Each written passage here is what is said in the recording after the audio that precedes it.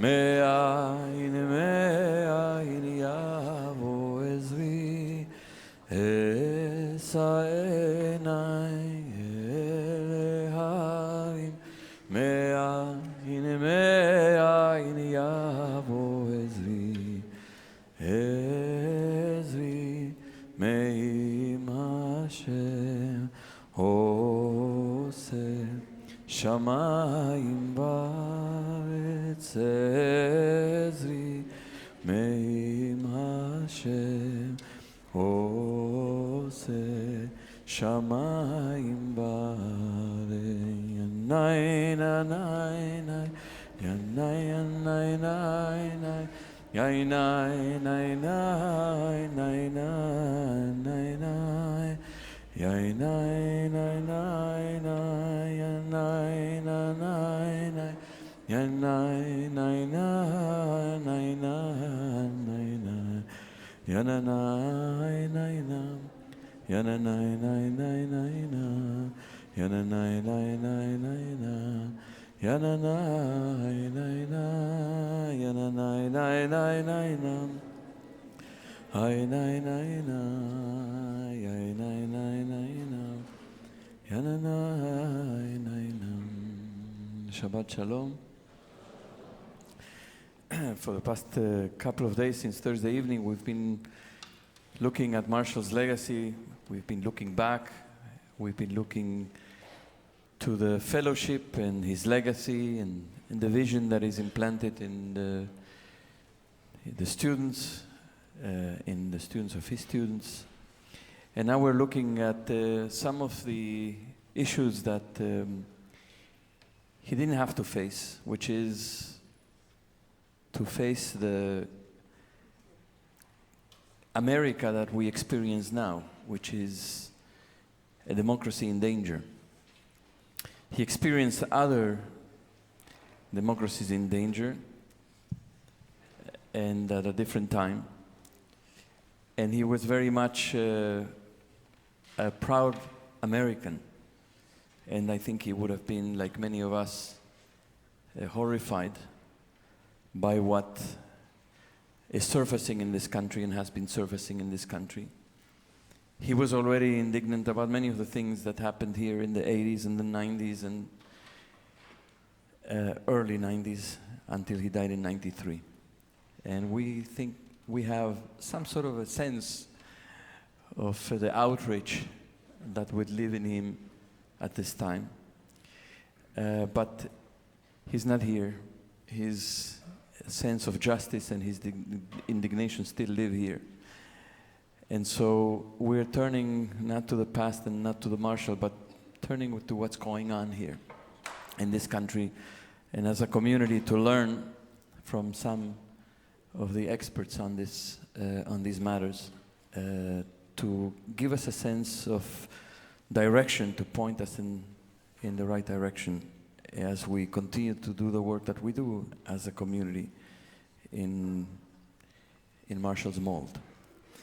So we are really honored to have Richard Cohen, the president of the Southern Poverty Law Center, one of the, I think, the leading institution in the struggle against the white nationalism and supremacy and anti-Semitism of the right.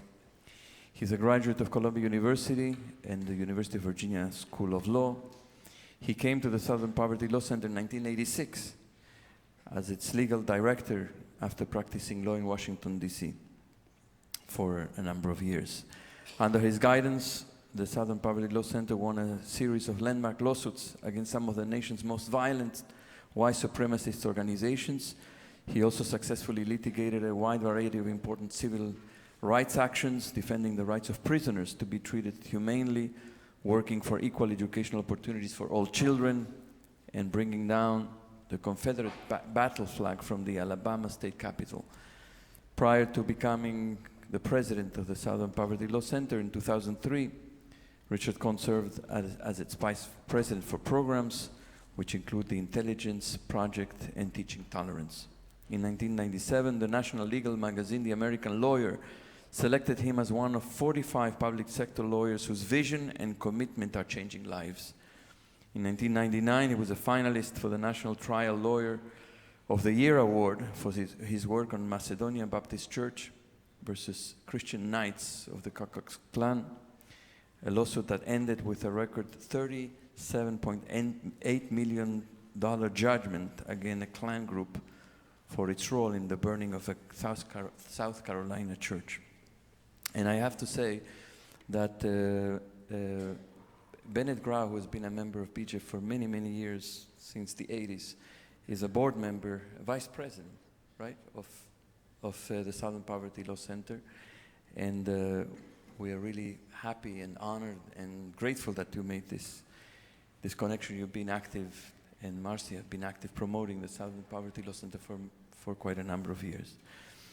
And Richard is joined by David Litt, who grew up in this community. He was a child when Marshall was, in the years that Marshall was here. He grew up here.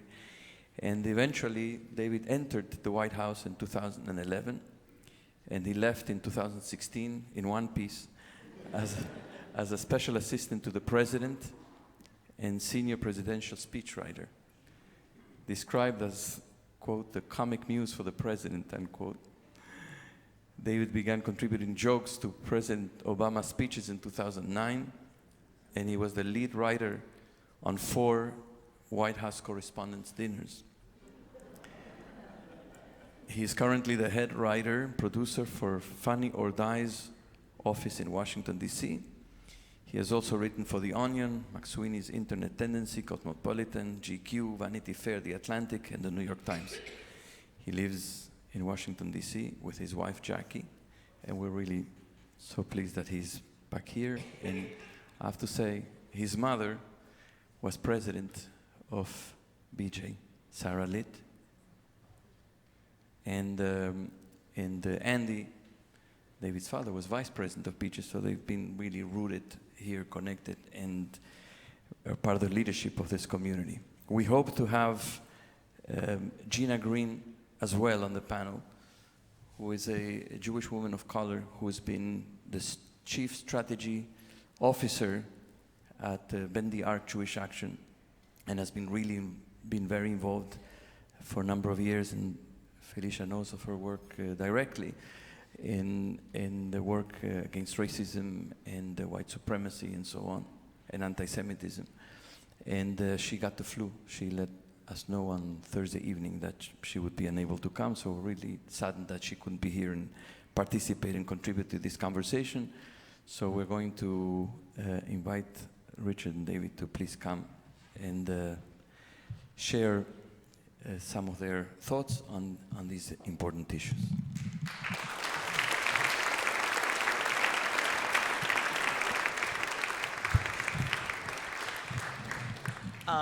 Thank you, everybody, and I'll let Richard start and talk for a little bit about the work that he does. How long will you let me talk? It really depends. But I did just want to say beforehand. I'm so glad that David's here in particular because, some of the subjects are, grim. And I think to have someone who can tell a joke is a good thing in a moment like this. Also, Rolly mentioned that David was somebody who wrote jokes for President Obama for the White House Correspondents' Dinner. Am I doing something wrong? Is that better? Okay. You say so. But in any event, I asked David, was he the one who wrote the jokes in 2011? And he said some of them, but unfortunately not the jokes about Trump. And I actually think it's probably lucky for him because I feel like those jokes might have, so irritated Trump that he took the journey that unfortunately led to his presidency. So, David, I'm glad you didn't write those jokes. Thank you, I guess. And I do think it's right. So I feel like now, having written jokes for a while, I've been who better to help have a discussion about hate crimes and extremism. But here I am. And I just did want to say, Richard, before I turn things back over to you, that this is an honor for me for two reasons. And I think at a moment when so many of our institutions feel like they're letting us down, we're here talking about two different institutions that I think are rising to the occasion. The first of them is B'nai Jeshurun, and I'm biased because I did grow up here, but to be part of a synagogue where people are confronting issues rather than shying away from them and trying to grapple with the challenges of this moment, both as individuals and as Jews and as a community, that's hugely impressive, and unfortunately it's probably a little bit rarer than it should be. And I think we can all, as we celebrate 100 years and 25 years of honoring Rabbi Marshall Meyer's legacy, I think that's an important thing. And then, of course, the Southern Poverty Law Center that I know, or I'm sure everyone here is familiar with, but for as long as I've been alive, has really been sort of a legend in a world of people who care about justice and fighting for civil rights and making America and our society the kind of place we know it can be. There was that video where, some of you may have seen it, where Marshall said, the first question asked in the Bible, God asked Adam, "Where are you?" And he extrapolated on that and said the important question for us as people is, where are we? But I also think that a lot of us, when we've been reading the news these days, or we've looked around us at what's going on in America, we have that same question. We say, where are we? And so Richard is here to help us tackle that question. And as Rolly mentioned, originally the plan was for Richard to talk about the problems we're facing, and then Gina Green, who's doing extraordinary work with Bend the Arc, I know many of you are familiar with that, she was going to talk about some solutions. And in what I hope is not a metaphor, the solutions came down with the flu. But I think the solutions are getting well soon, I'm sure. And it's really such an honor to have Richard here, and so we'll hear from him. And then because I get not only the comfy chair, but I also get to ask the first couple questions, so I'm going to do that, and then we'll turn it over to the audience for questions and talk about whatever everyone here wants to talk about. And so with that, Richard.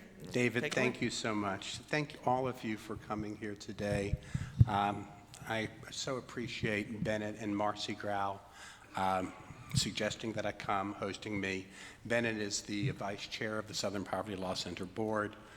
Lita Orzek, Alan Howard, Will Little are all here, also board members.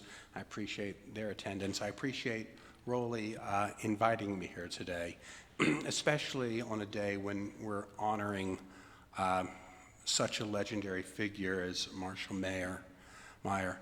I did not know Marshall, but everything I've been told, everything I've read, says that he was such a profound thinker, such an inspiring leader, and such an incredibly brave man. And, my colleagues and I at the Southern Poverty Law Center, we draw our inspiration from a very similar figure, Dr. King. Right outside of our window, we look at the church from which Dr. King launched the modern civil rights movement. It's an incredibly modest structure. And, you think about the power of the ideas that were born there, and, the contrast is quite something. Dr. King, Rolly told me that Rabbi Meyer didn't intend to walk into the middle of a dirty war, that it was kind of serendipitous that he ended up in Argentina. But, he felt the calling and didn't back down. And Dr. King, in many ways, was similar. The Dexter Avenue Church, they actually forced out Dr. King's predecessor because he was too fiery for the congregation. And they brought in Dr. King because he was young. He was the son of another pastor. And they thought, well, gosh, he's not going to cause any trouble. He knows the ropes. And, but he rose to the occasion because of the call of conscience. No one looks for an opportunity to be courageous. Opportunities to be courageous are thrust upon us, and we either step forward or we step back. And that's something that each and every one of us in our own lives, in our own way, have an opportunity to do, either to step forward or to step back. King saw as his mission, really the mission of all of us here today, to redeem the soul of America. That was the motto of the Southern Christian Leadership Conference. And what he meant by that, of course, was ridding the country of racism. What made King's message so powerful was that he grounded it in our founding documents, right? When King said that one day the nation will live out the true meaning of its creed, he was referring to the Constitution of the United States and to, the Declaration of Independence with its ringing words that all men, all people are created equal. We see ourselves today as a creedal nation, as a nation united, bound together by our principles. Unlike the vision that we have of Europe in those days as a nation bound, where people are bound by kinship or blood. We've obviously always fallen short of living up to the ideals of a creedal nation. The Constitution begins with the words, "We the people." But we know that in many ways it didn't mean it, right? We the people were defined in incredibly narrow terms. White men, basically those who owned property. The author of the Declaration of Independence was a slave owner. The Constitution of the United States countenanced slavery. Women were second-class citizens, and despite the words on the Statue of Liberty, for much of our history, our immigration policies were shaped by naked racism. Really only after World War II did the nation begin to throw off the chains of Jim Crow. Truman's decision to desegregate the military, the decision in Brown v. Board, the movement that Dr. King led, and of course, the great civil rights acts of the 1960s. We remember the Civil Rights Act of 1964, associate that with desegregation. We remember the Voting Rights Act. We forget sometimes the Immigration Act of 65, signed at Liberty Island, intending to end the horrible racial quotas that had marred our country for so long. And of course, the Fair Housing Act of 1968. We don't remember those last two oftentimes. You fast forward and you come to David's friend, President Obama. And I think President Obama's election was obviously a pivotal moment. Sometimes people talked about President Obama's election being, or signaling, a post-racial America. I don't think anyone ever meant that, right? People would say it's a post-racial America only to use it as a straw man to knock it down. But the reality is that President Obama's election, in some ways, there's always been a tension or a contradiction between our founding documents and the reality of our country. And in many ways, President Obama's election helped to at least ease that contradiction in many ways. I never forget, John McCain. He was a decent person. And you remember a couple times, that time during the campaign when someone got up and I think called Obama a terrorist or something like that. We know what Sarah Palin would have said at that moment. She would have said, lock him up or something like that.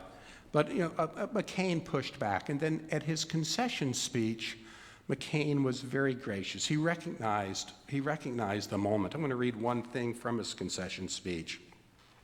He said, "A century ago, President Theodore Roosevelt's invitation of Booker T. Washington to dine at the White House, was taken as an outrage in many quarters.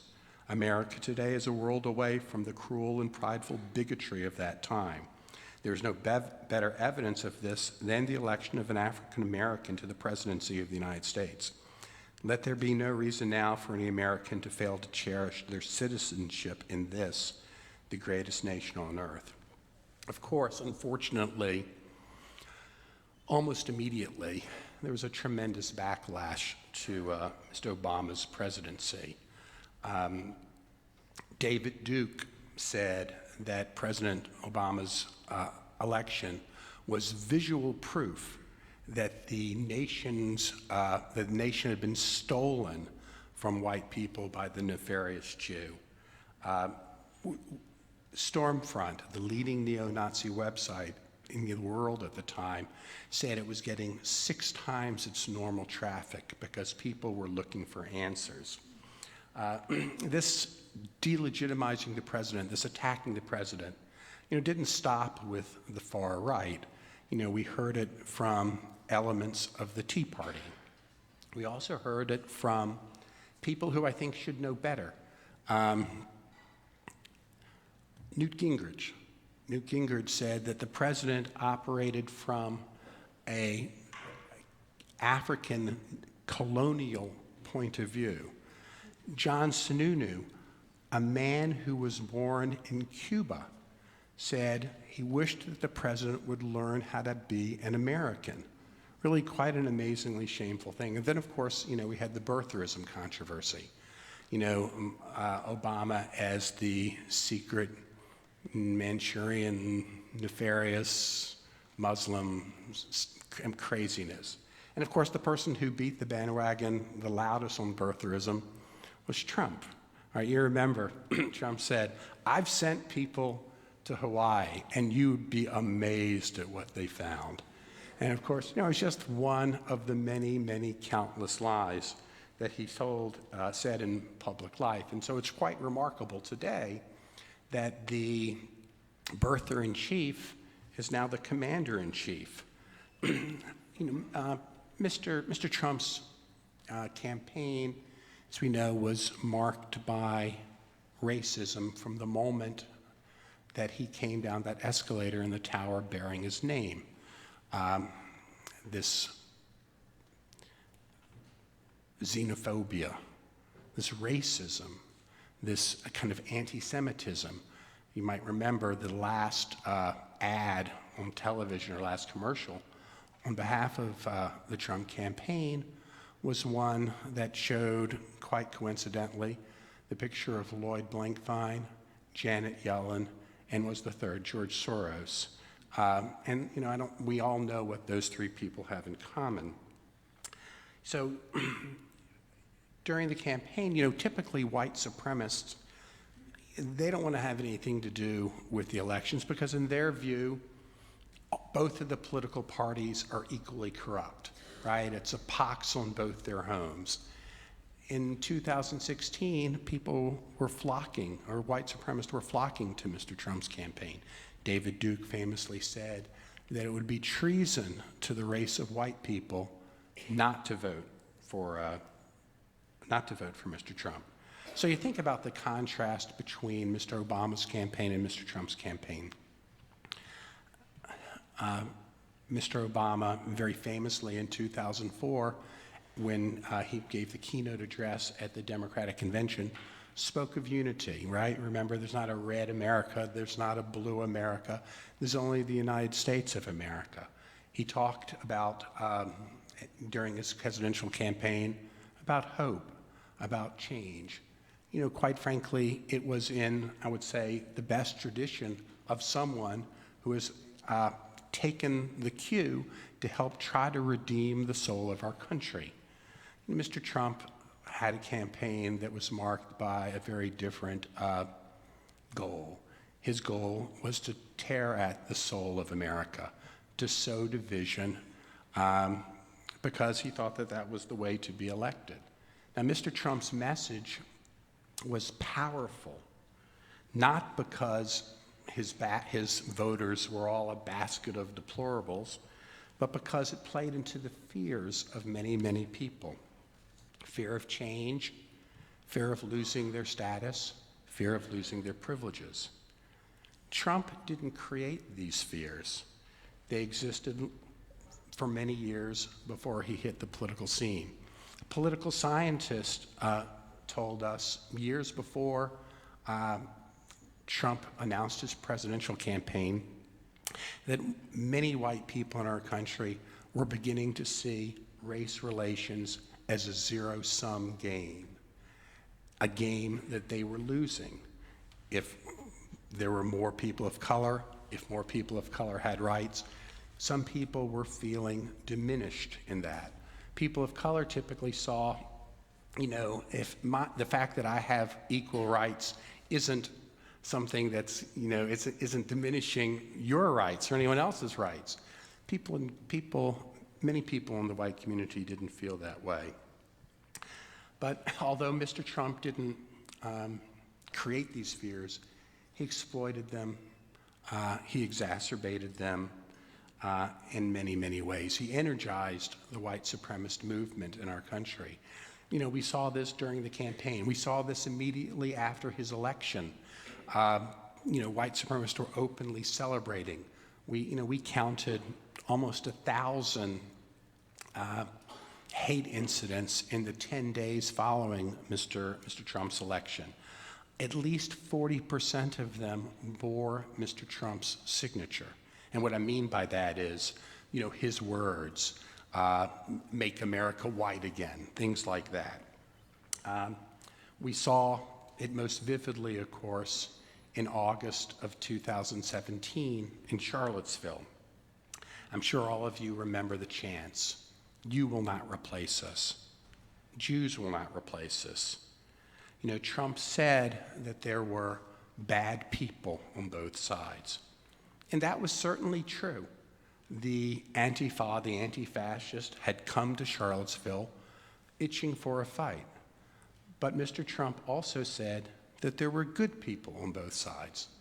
And that was certainly false, because there probably were no good people marching with tiki torches saying, "Jews will not replace us." This cry, "You will not replace us," is a familiar one in the white supremacist world. It reflects their fear of the changing demographics in our nation. It reflects their fear that one day in the not too distant future, white people in our country will be in the minority. It's the same kind of fear that prompted Dylann Roof to kill 9 people in a church in Charleston, South Carolina. It's the same fear, frankly, that has propelled the growth in hate groups in our country over the last 20 years. The cry, "Jews will not replace us," is also, quite frankly, a familiar one. It reflects the belief in the white supremacist world that Jews somehow behind the scenes are undercutting their host nation. We heard this historically from people like Henry Ford, then the richest person in the world, who saw Jewish bankers as behind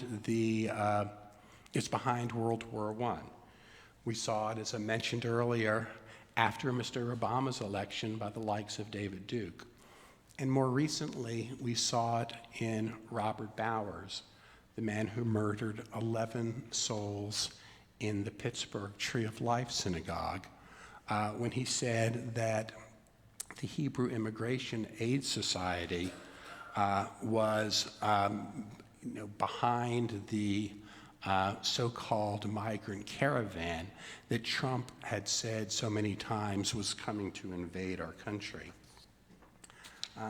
Trump's campaign, quite frankly, was really a prelude to his administration. You think about the people who he brought around him. My good friend, Senator Sessions. I've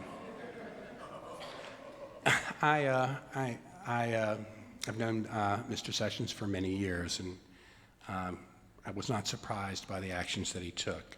It took only, I would say, only Donald Trump could make you feel sorry for Mr. Sessions. Mr. Bannon, just think about it. Bannon very proudly said, he was the architect of Trump's campaign. He was very proud to say that that under his leadership, Breitbart became not but the platform for the alt-right. Think about why would someone be proud to say he had created a platform for white supremacists? It's bizarre. Then, of course, still with Mr. Trump, the loathsome Stephen Miller. But you look at the policies that have been enacted under Mr. Trump, or attempted to be enacted, the Muslim ban, the steady rollback of civil rights protections. Now, to some degree, Mr. Trump has been thwarted. The courts, by and large, have stood up to him. The media, despite his efforts to intimidate him, have not backed down. The Democrats have taken over kind of the House. But even if the Mueller investigation were to send Mr. Trump to an early exit, I would worry about the long-term damage that he's caused. After the election, Representative Mark Sanford, a very, very conservative congressperson from South Carolina, said that Mr. Trump had unearthed some demons. He also said that people would come up to him and say, let me see if I can read this. People feel like if the president can say anything to anybody at any time, then I guess I can too. And that was a very dangerous phenomenon. And that's true. We've heard the same thing from teachers around the country since the beginning of the presidential campaign. Kind of this ugly increase in bullying in their classrooms. Young kids worried about whether their parents will be there when they get home. Just kind of this opening, this ugliness that is kind of seeping into the country. One of the letters that we got, and really I'll never forget it, a teacher said, it used to be the case that if someone said something ugly or off color in my classroom, I could get them to stop by just a harsh look or, one word. Now they're like, well, why can't I say that? I saw that fellow who's going to be president say the same thing on television the other day. Sometimes we hear that no one is born a bigot. No one is born a bigot. It's a wonderful thing to believe, but I just don't know if it's true. I think that people are ethnocentric beings. As an evolutionary matter, as a matter of survival, we tended to prefer people who look like ourselves. If welcoming the stranger were a matter of instinct, the Torah wouldn't have had to tell us 36 times that we ought to do it. It takes civilization. It takes our families, our parents. It takes our schools. And it takes our religious institutions to create and reinforce social norms. Now that these social norms have been frayed, I worry a little bit, I worry a lot that it's not gonna be so easy to put them back in the bottle. Now let me say, I think there are some very, very hopeful signs. The majority of the American public now views Mr. Trump as a racist. They know that he has energized the white supremacist world. 70% of the American public realizes or recognizes that Mr. Trump has damaged the dignity of his office. 3/4 of the persons who went to the polls during the midterms said that they were concerned about the violence that had preceded the election. What this tells me is that we've not lost our ability to be shocked. We've not lost our ability to be outraged. And that's a good thing. That's a really important thing, because the reality is each of us and all of us together are going to be tested in the years ahead. As I said, Mr. Trump didn't create the fears that propelled him to office. He exploited them. He exacerbated them. But they were with us before then, and they will be with us after he leaves office. As the demographics in our country continue to change, we'll continue to face the backlash that we've seen in the recent years. None of us will need to look for opportunities to be courageous. They'll be thrust on each and every one of us. Each of us, all of us collectively, will be tested. And each of us will be called upon to do what we can to redeem the soul of America. It is America's soul that is at risk, and it's up to each of us to do what we can to redeem it. So thank you, David.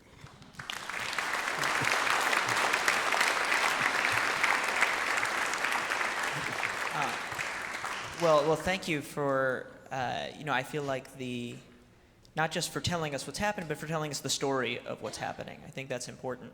And what I will do, I had a couple of questions that I just wanted to ask almost as follow-ups to that, and then we'll open it up and see what everybody else wants to ask.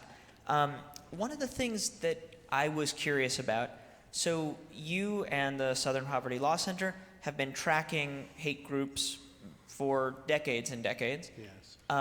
In a way, most of us say, well, we never saw this coming. In as much as anyone saw it coming, you all were there to watch it emerge. Is there something what's the thing that surprised you the most about the moment that we're in that you didn't see coming? Yeah, that's a great question. So let me think about what the right answer is. You're right. We've seen the hate movement grow, and it started way before Mr. Obama took office. Frankly, it peaked during his time of office, but the major increase occurred before he took office. An interesting fact to us was in the last few years of Mr. Obama's presidency, the number of hate groups actually went down. The number of hate crimes actually went down. I don't know if that meant the movement was exhausted or whether people were retreating from organized groups into the anonymity of the net. Since Mr. Trump burst on the scene in 2015, the number of hate groups has increased, the number of organized hate groups has increased by about 30%, and the number of hate crimes have also increased by about 30%. And I guess the thing that surprised me the most was the fact that Mr. Trump was elected, right? I mean, that was the big surprise, I think. Join the club, I think. Yeah. I don't know. I guess that's it. The one thing I would kind of add, we watch Mr. Trump on television. We know he's a reality TV star and all that, and we wonder, are we just in the audience kind of watching the latest episode of it? And I think in many ways, Americans, and I'm speaking of myself too, we're naive. We think it's all going to turn out okay. It's our manifest destiny. The arc of the moral universe bends towards justice and all that kind of stuff. And we just forget that there's so much that's contingent. There's so much that can change so quickly. And, so that's why I'm so glad in a way that people are still outraged. Is there anyone here today who's not outraged? I can't hear you. Thank you. One of the things that's changing, you talked about things sort of being contingent and that feeling of things shifting beneath our feet. There's also, and you also talked about people maybe at the end of the Obama years leaving organized groups maybe for the internet. Yes. One of the questions that I had thinking about the work that you're doing, the role that social media is playing in helping to radicalize people, especially maybe young people, but throughout the world, not just in the United States. What, as a society, what do we do about that? If you have, if you have a solution there, that'd be great. And also, do the social media, the big social media giants, do they have a responsibility that they're not living up to right now? First, let me answer the second question first. They claim to have a responsibility, right? If you go to Facebook, if you go to Twitter, if you go to many of these platforms, they'll say that they don't let hate on their platforms or, violent talk. The reality is that for much of the time, that's just been PR on their part. They haven't put any resources into trying to police the net. That's changed over time. We've tried to expose and, shame people. Our colleagues, our friends at the ADL have done similar things. I think in many ways, Charlottesville was a wake-up call to people, and there was a lot of deplatforming, we would call it, where they were kicking people off the net. Bowers, the person who killed those folk in the Pittsburgh synagogue, he was somebody who posted a lot on Gab, which was in some ways the last refuge for hate mongers who had been kicked off. But the reality is, I worry a little bit that it's kind of a game of whack-a-mole, that it's hard to clean the net of hate. We're going to have to come up with, we're never going to be able to wipe it out in any way, shape, or form. We're going to have to think of ways, and that's why I'm so sorry that Gina wasn't here.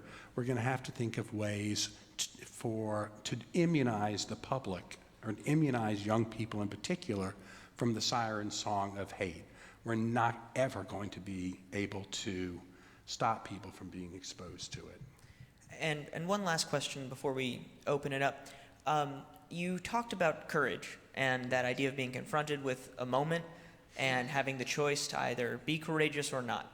And you also talked about Mark Sanford, a representative from South Carolina, sort of saying some of these truths after he had lost a primary election and after he left Congress.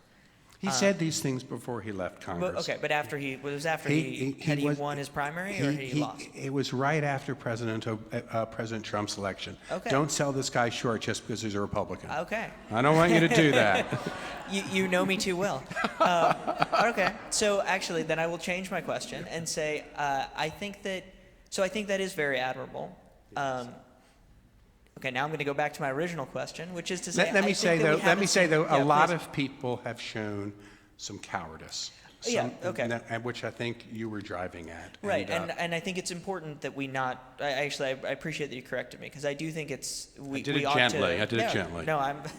And I think that it's easy to forget how important it is to give credit where it's due to people who are stepping up. Yes. But there are a lot of people who are not stepping up.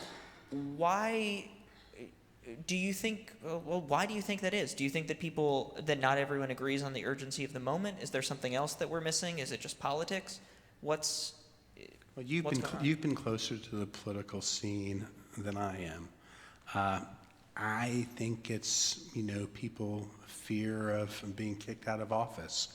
The people who in the Republican Party who have broken with Trump, by and large, are absent now from the political scene. They're losing their primaries. They are, Representative Sanford lost his primary. He was an extraordinarily conservative congressman, but, Trump came after him and he lost.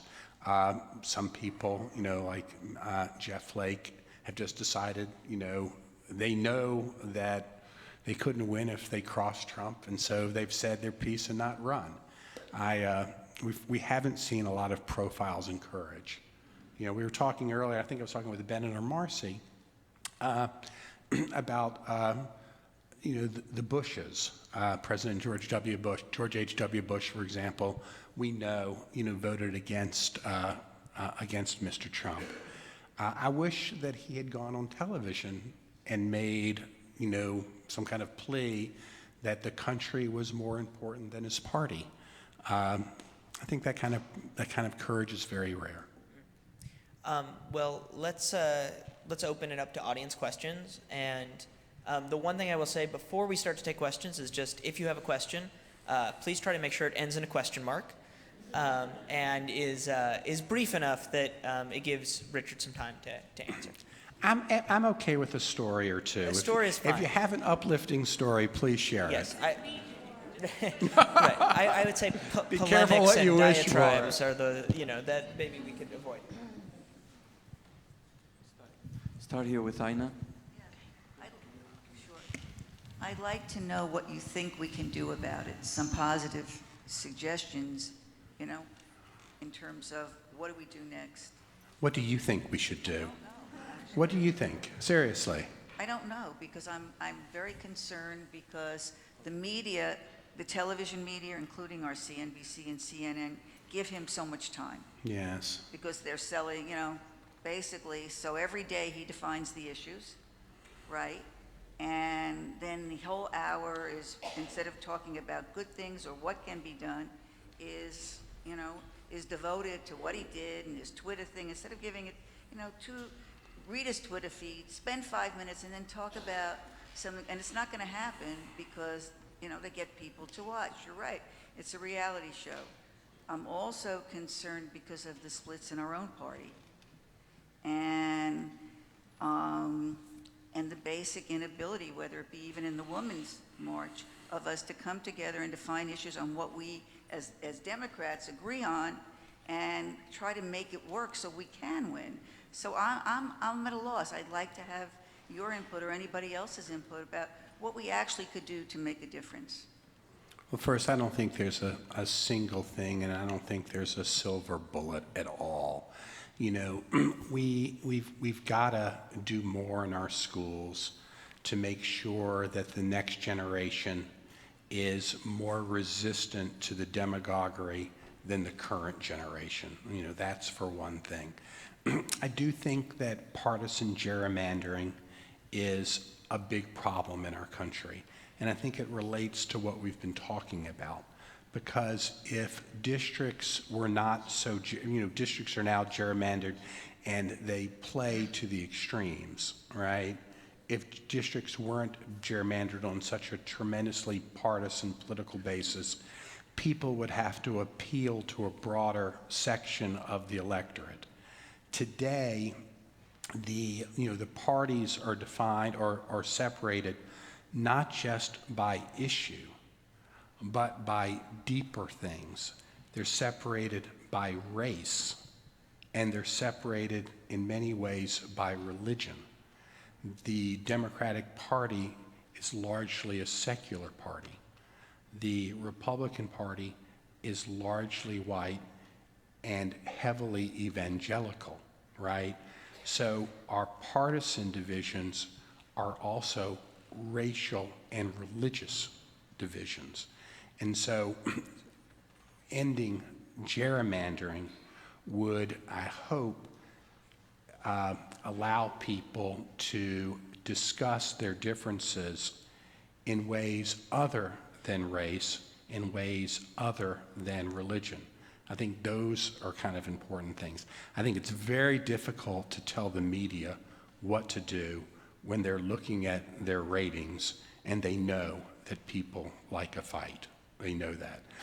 I do think that if you read, some of the books that came out at the end of 2017, at the end of 2018, I think that there was a much greater sense, a much graver sense of concern, perhaps then than there is now. I don't want to be Pollyannish about it, but I do think the fact that people are turning against Mr. Trump's lies, turning against his racism, tell us something about the importance of the public holding him and all of our elected officials accountable.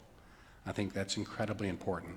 The other thing I think that was important, not just the midterms, not just about how they came out, but the fact that it was the largest turnout ever during the midterms, right? And, you saw, I was in New York shortly after the 2016 election, and I saw the marches and whatnot, and I said to myself, well, where were those people, 2 weeks ago, because we had like 90 million people didn't show up at the polls in 2016. And so I think that energy, and that sense of outrage, that sense of concern is the one thing I think that in the end will help us. So I think, you can't be complacent. You can't let your children be complacent. You gotta quietly urge your neighbors to kind of get involved. Each and every one of us is a political being and needs to act that way. One thing I always tell kind of young people who come and visit us, I try to say to them, history is not something that happens outside of yourself. You're not just watching it, right? You have an ability to shape it. And, each and every one of us is a historic actor in some way. And we have to take our roles seriously. And we have to insist that all the people around us take their roles seriously.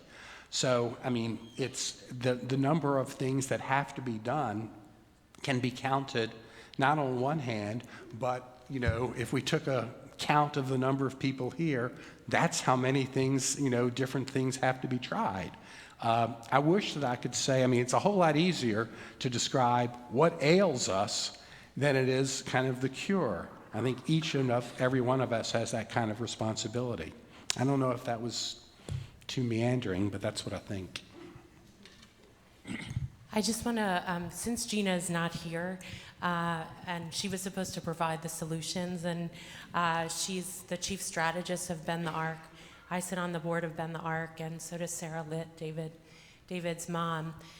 I just want to share a little bit about what they're trying to do, since I think it's important that there's a strategy.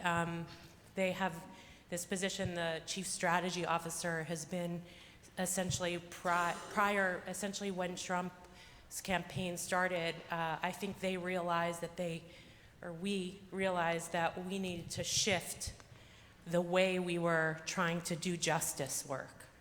And I would say a couple of things about what's working about the strategy of Bend the Arc, which doesn't mean it's changed the country. It just means I think there has been an attack mechanism to try to deal as a resistance against some of the horrible things that are happening in the country. So one, I think what Bend the Arc is trying to do is build a national coalition of progressives who are fighting for these issues, which is not simple. And I think part of what we haven't realized, particularly white Jews, is that we may think we're progressive, but the complexities of what it means to build a national movement are not actually that simple. And we too, as a community, are carrying a lot of stuff, internalized racism, not recognizing what it means to build coalitions with people of color, both Jews of color internally, immigrant organizations, and how even in the progressive spaces, this is happening also in the women's movement now. What is the work we need to do to actually build coalition? And we don't realize how hard that is. And Bend the Arc is really, as a Jewish organization, on the forefront of being in relationship with immigrant organizations, with people of color organizations, all those progressive spaces where Jews actually have not been. They're pushing in those spaces. And I think in order to create a larger strategy that's not just like a little Jewish organization over here and a immigrant organization over here, but a much larger picture of what a national social justice progressive movement for America would look like. So I think Bend the Arc has had a number of media campaigns in order to try for people to see that we have to be in larger spaces in partnership with a much larger swath of people in order for our voices to be heard.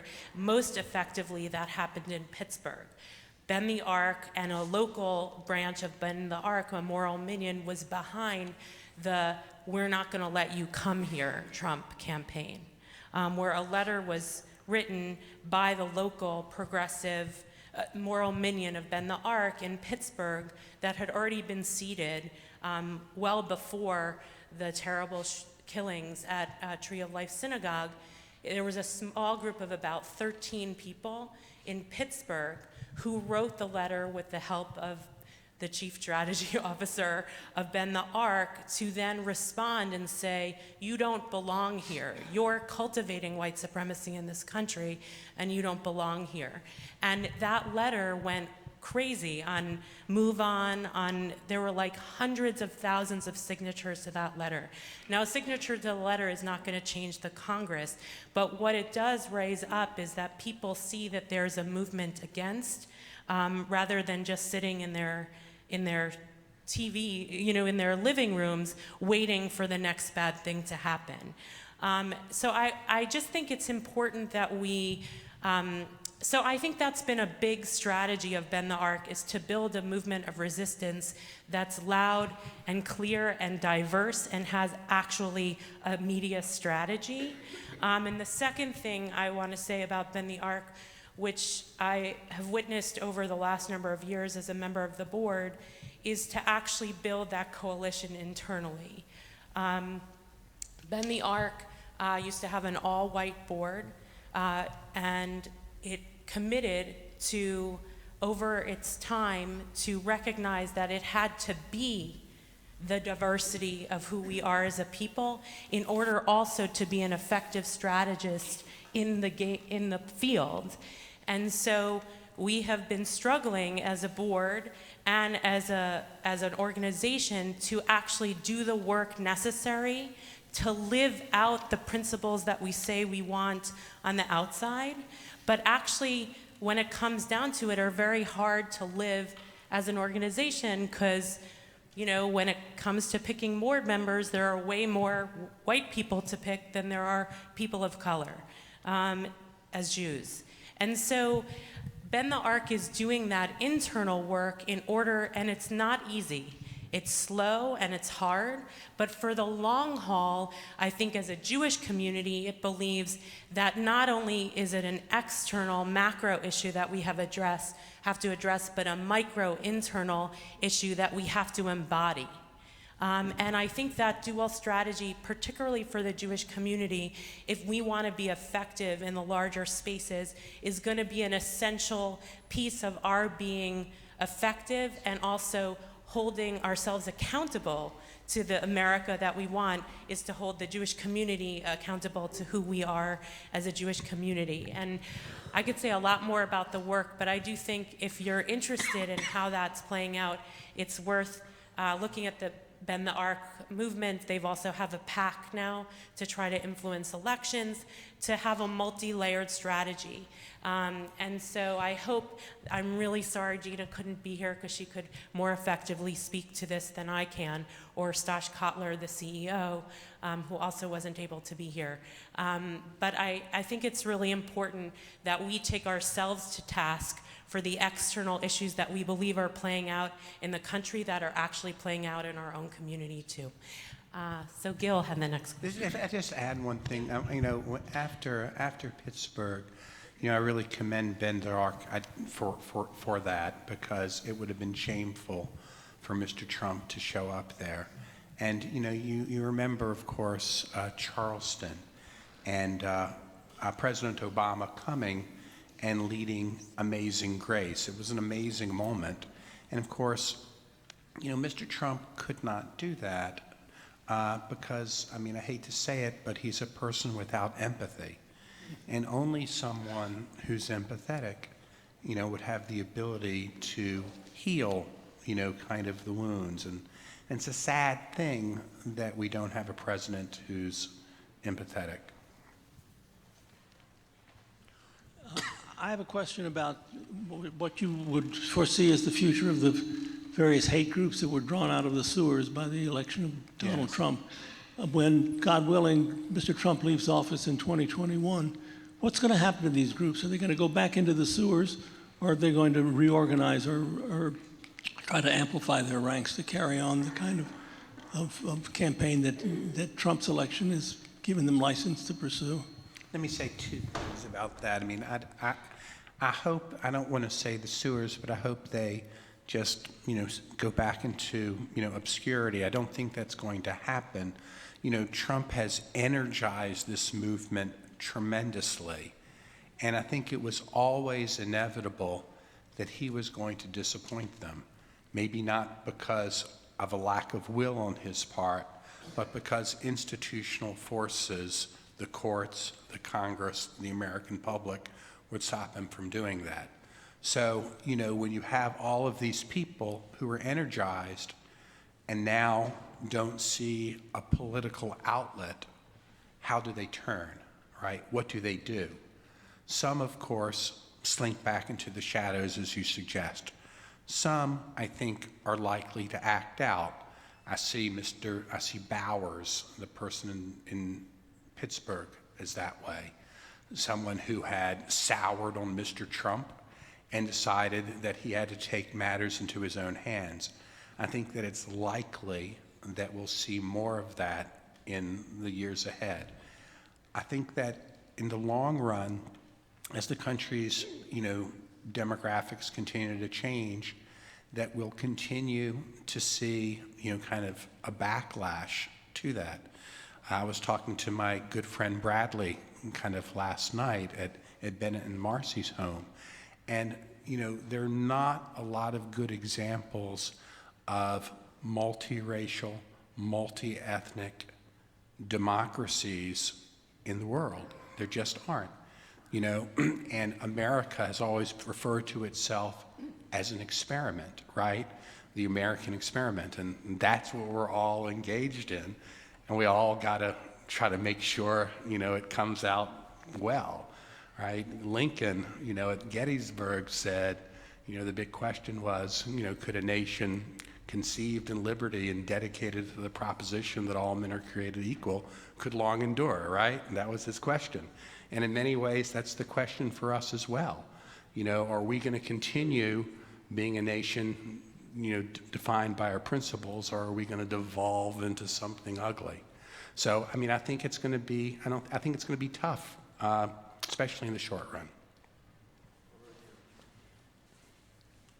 Thank you. My question is about the future as well. I've got my crystal ball. I'm ready.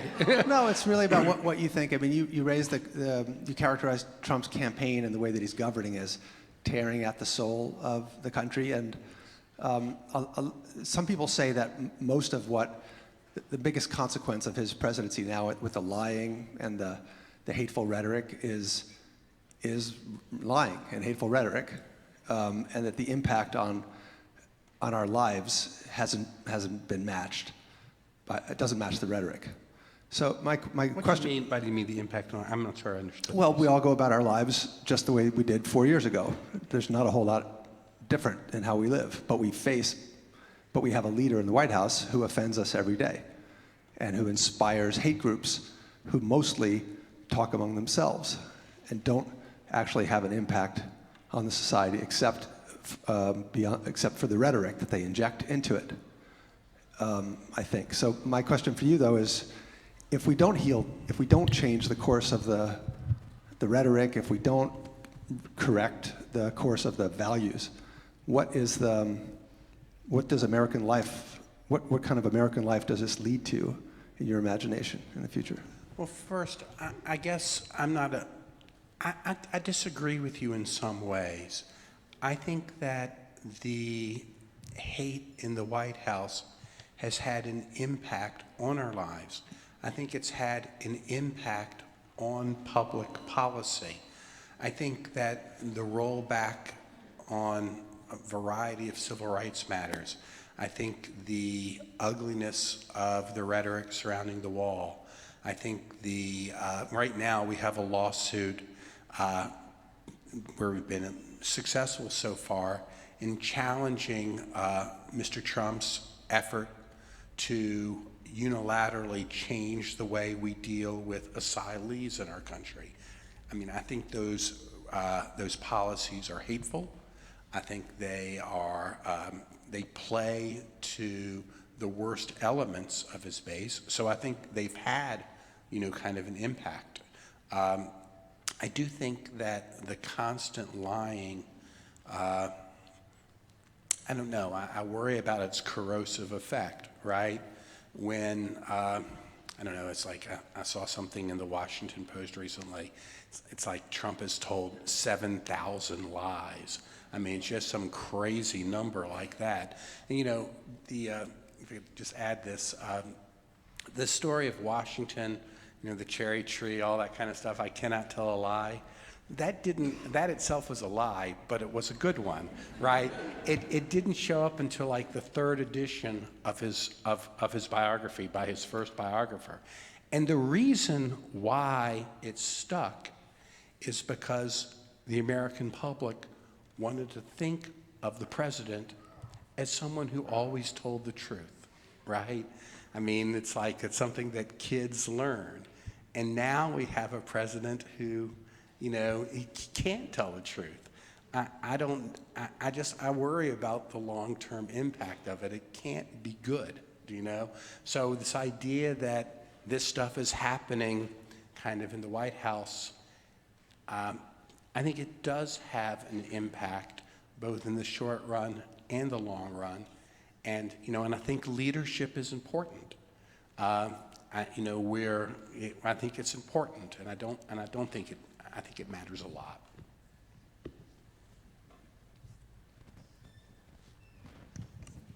I'd call on all of you simultaneously if I could, but. Hi, thanks so much for being here, both of you. My question has to do with the direction ultimately we see this country going in. When you think about the fact that Alito, Gorsuch, and Kavanaugh were all appointed by presidents who did not win the popular vote, speaks to issues we have with the Electoral College, and indeed even the way we elect senators. But do you think that the Constitution can it be remedied in this land that we live in? I mean, is it possible to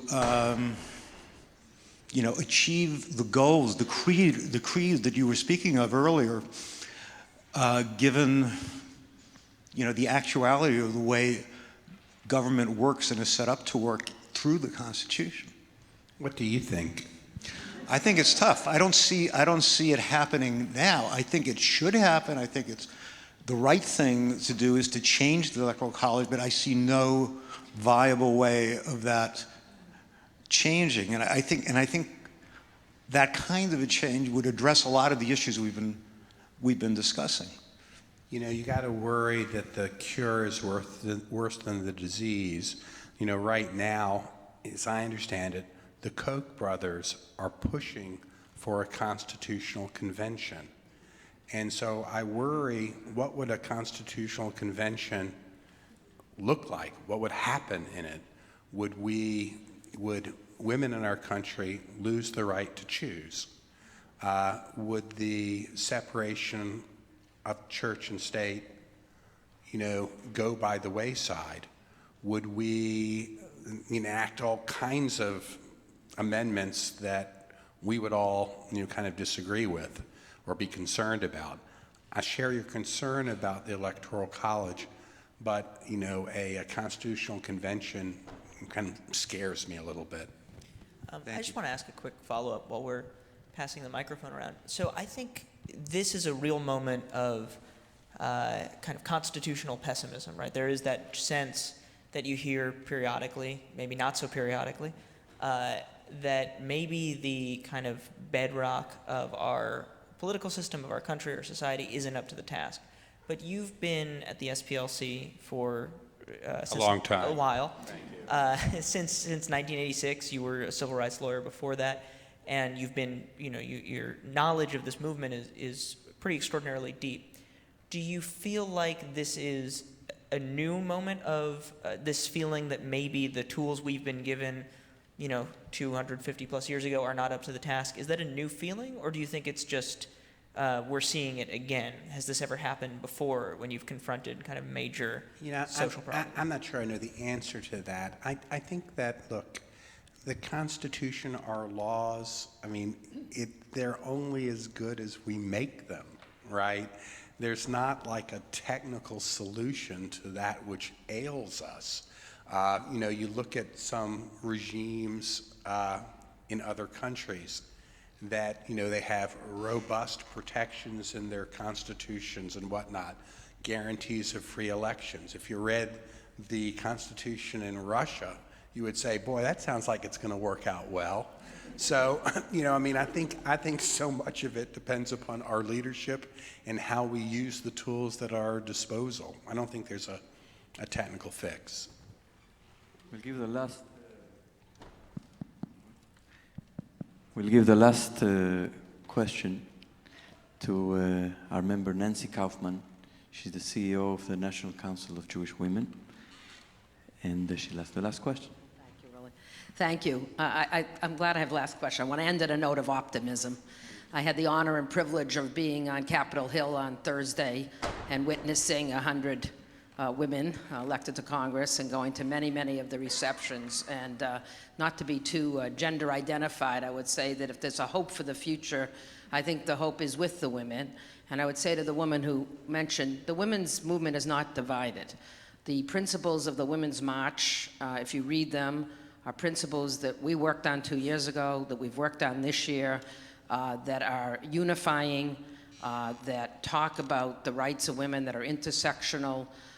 We've had a little blip in terms of some issues, as you know, and personalities, but the issues of the women's movement, the resurgence of the women's movement, are alive and well. And I'm really sorry my colleague Gina Green, thank you. I'm sorry my colleague Gina Green couldn't be here because there are many gateways. Ben the Ark has been doing amazing work, but there are really many gateways. We had a great victory in the midterms. We should applaud that victory. We had the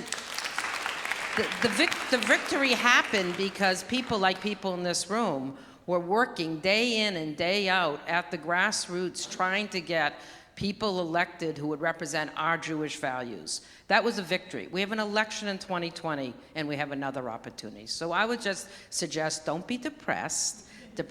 Being depressed is not a strategy. And organize and find your gateway, whatever that gateway it is, into activism, because it is good, and it's good what's happening, and it's positive. And I can tell you from being there on Thursday, I felt energized and ready for the next round. So thank you, and thank you for being here. Thank you. Thank you. Yeah. I just wanted to, David, thank you for sharing this with me this afternoon, this evening. I want to thank all of you for coming. It means a lot to me to be able to be here, especially on the occasion when we mark the passing of such a great, great man. So, Rolly, thank you for inviting me wherever you are. Thank you, and thank you all. Thank you. We want to thank David Litt for being here to interview, and for sure for Richard Cohen for not only for being here, and for Bennett and Marcy helping to get him here, but also for the work that you do day in and day out to expose what's happening in this country so that we're not blind to what is really at stake.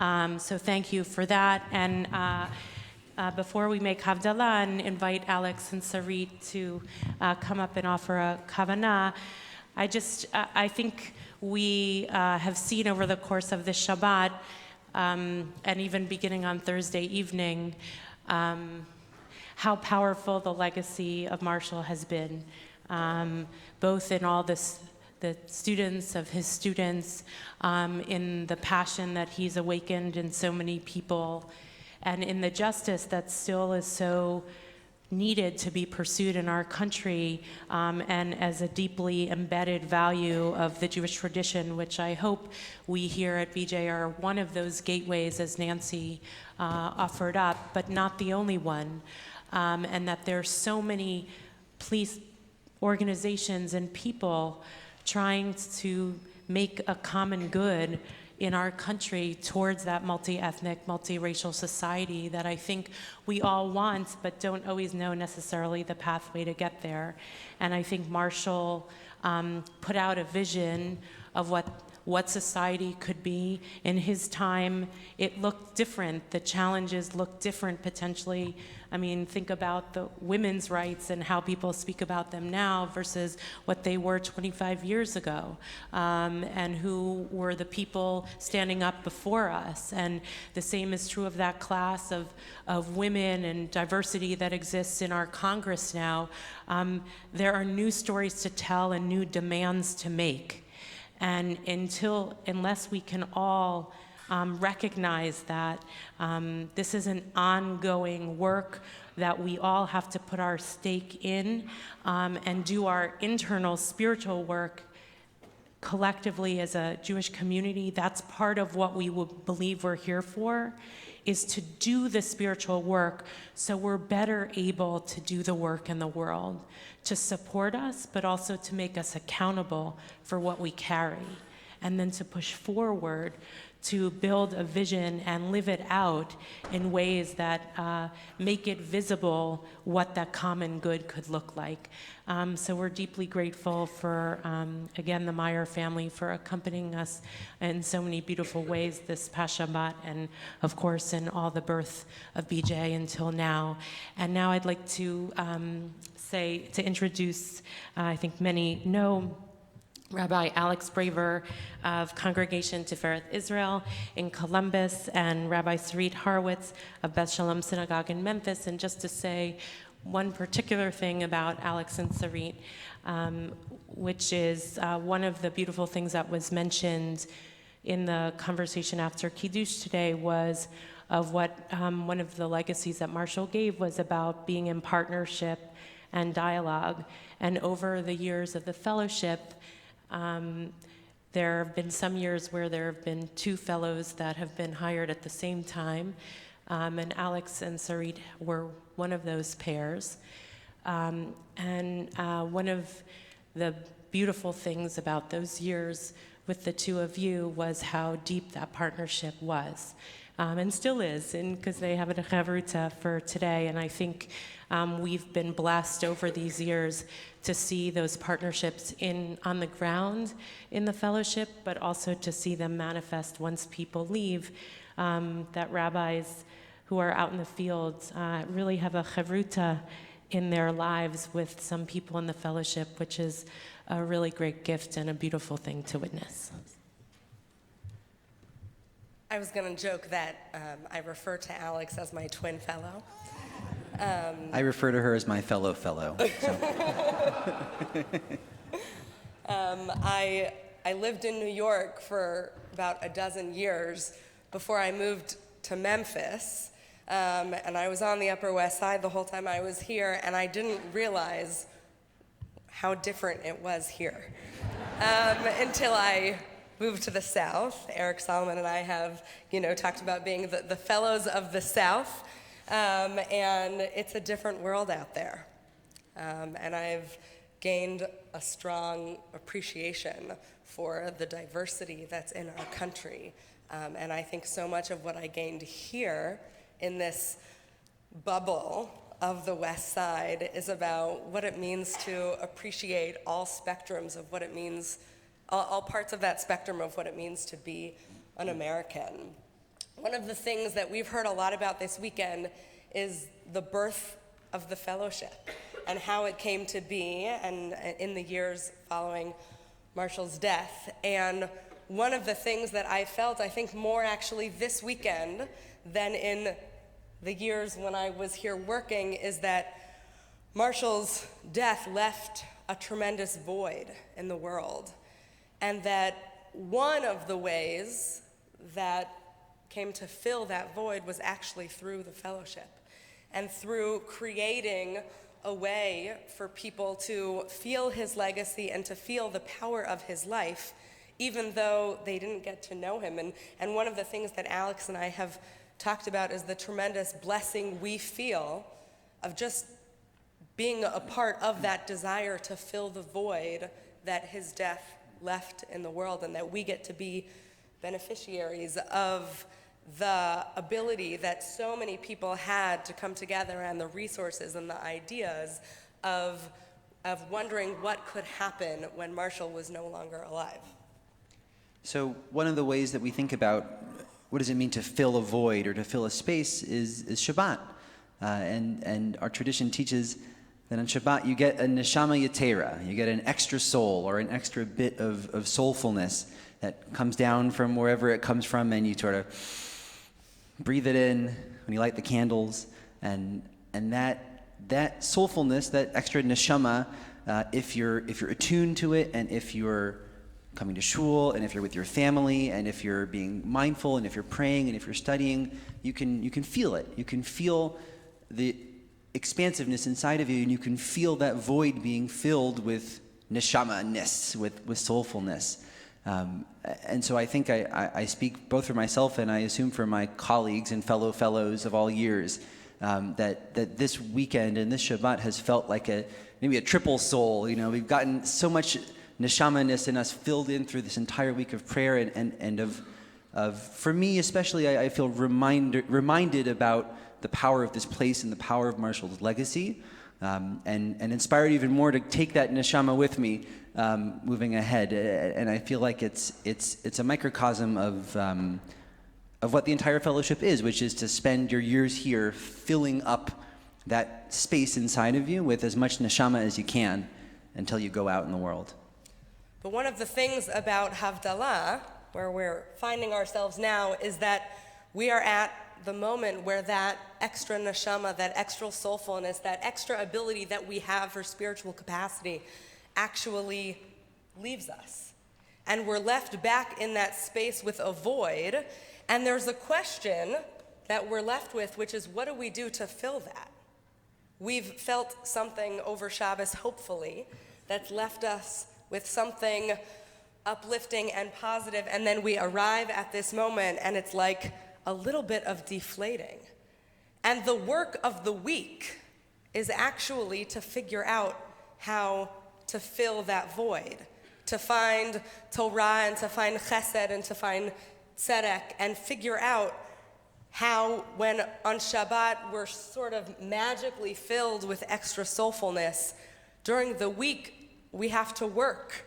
And so the question that I think we're thinking about, especially after this presentation, is what's the work that we have ahead of us this week to fill a void that we feel?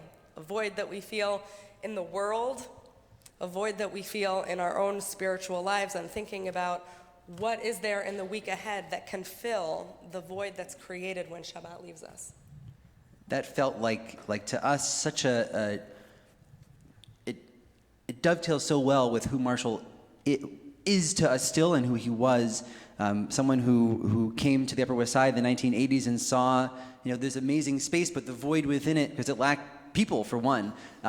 But who came and we talked, for those who were here earlier, about him sitting by the payphone with his card table and a roll of quarters, calling people when no one was here, to build this space out of the void that was there. Someone who, in Argentina, literally there was a void, both a void when people were disappeared, and a void of people who were willing to step up and say, I'm responsible for my brother and my sister, I'm responsible to do something about it, and I'm going to fill that void when there's no one there. And I think one of the beautiful things about the fellowship is that we're so filled up with Torah and with soul here, and then we go out in the world, and we bring that soul and that energy and that Torah and the legacy of our teacher and our teacher's teachers and our teacher's teacher's teachers and teacher's teacher's teacher's teachers. I think that's all of them, right? But we take that with us and we say, we were filled up, and now it's time to bring it out. Now it's time to not only to make a sacred space for Shabbat, but to take the holiness out into the profane and try to make it a little more holy until we reach the Messianic era, which is the day that is Kulo Shabbat, a day that is entirely Shabbat, a world that is entirely Shabbat. And until that point, we have to keep working. Shavua Tov. Shavua Tov. So we'll prepare now with havdalah to separate sacred from profane, and then to work to bring the sacred into the profane. To have all the fellows around, and everybody, please. Ari.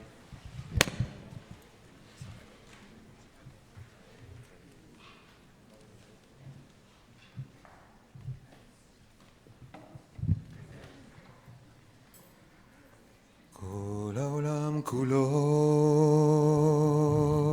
גשר צר מאוד,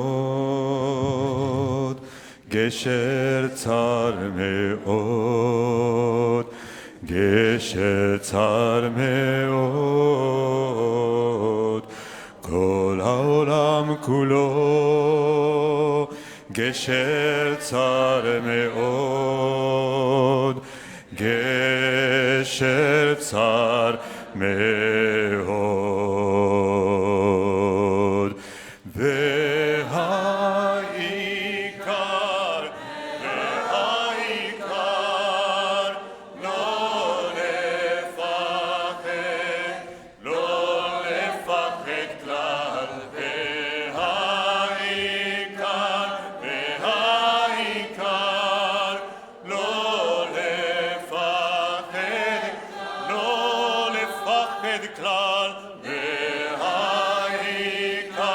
והעיקר, לא לפחד, לא לפחד כלל. והעיקר, והעיקר, לא לפחד כלל. יאי רי רי רי, היי רי רי, היי רי רי רי, היי רי רי, היי רי רי רי, היי רי רי, היי רי רי רי, היי רי רי רי רי. יאי רי רי רי רי רי רי רי.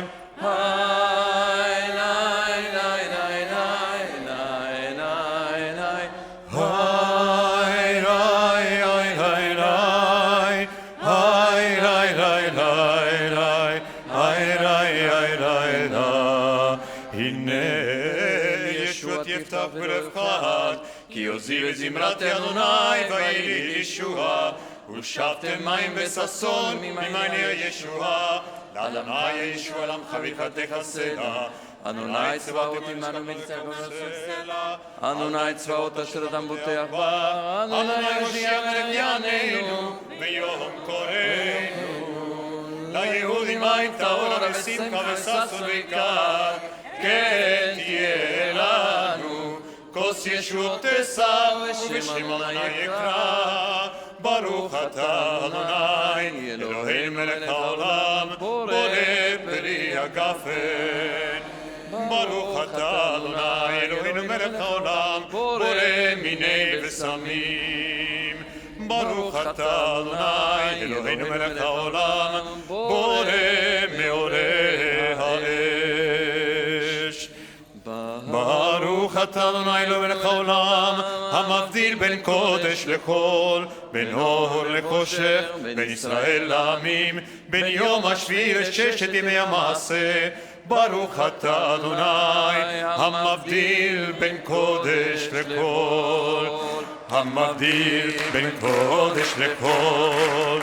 התותנו עם כל זרענו וכספנו ירבה ירבה כקור וככוכבים בלילה. זרענו וכספנו ירבה ירבה כקור וככוכבים בלילה. אליהו הנביא, אליהו התשבי, אליהו, אליהו, אליהו הגילוי.